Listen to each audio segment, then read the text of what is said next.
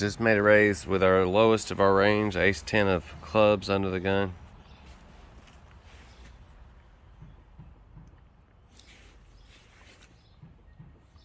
Rabbit out of hat. What does he want to do? We're the big stacks of the table, me and Rabbit out of hat. Hunt smells. I ain't too worried about a call from him. And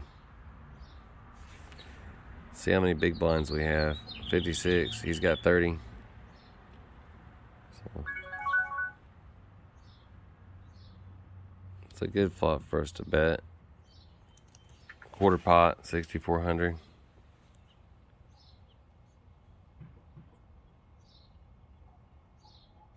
Got backdoor clubs, backdoor broadways. The king favors our hand range. He could have a pair under the king that got sticky there, or he could have a king. So we probably won't continue to barrel, especially since we didn't pick up any extra equity on the turn. And now definitely not once he leads into us. That tells us he's strong. Maybe he even called us with just a 3. So regardless of the case, we're letting that go. You've got to know when to hold 'em. Know when to fold 'em. Know when to walk away and know when to run. You should always count your money when you're at a table, so that you have money to count when the playing's all said and done.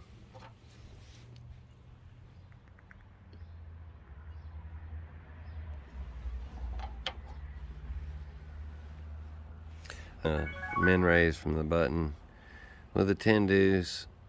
Fairly aggressive opponent, but we'll wait for a better spot to play back at him. We'll show him a deuce. Don't want him thinking he can bully our big blind. Just because he's got a big stack. I'll bully back, baby. Bully back, baby.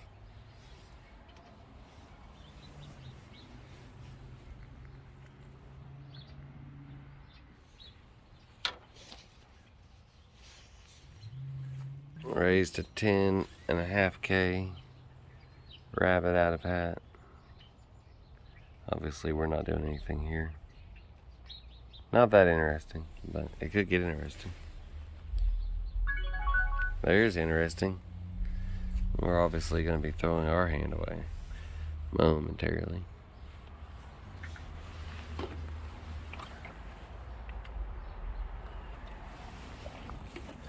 Allowing it to pause on you, on your action, also brings a little more credibility to your actions.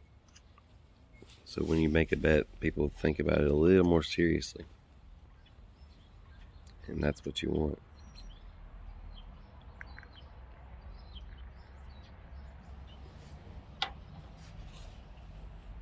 I missed the action on that one for you guys. I'm sorry. Mike Hunt smelled your pot.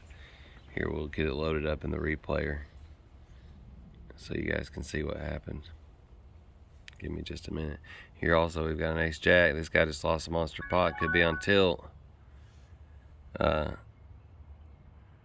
think we'll make it like 29,889. Basically commits him if he calls. Because I'm going to set him all in on the flop regardless. He pushed all in. I called.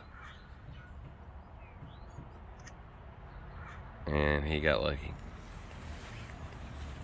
And that's poker, folks. Gotta take it in stride. We're left with 157,000 chips. We're just under chip average and still have a fighting chance in the tournament. If you don't keep your cool,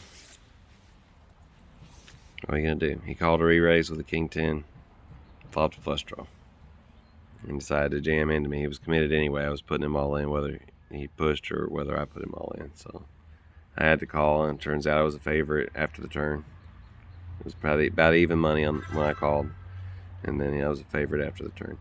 Since I was being laying odds of 7-5 on an even money bet, it was $70,000 pot, $50,000 call, and being late odds 7-5 on an even money bet, it was a good call. And on the turn, I had 65 or 70% equity.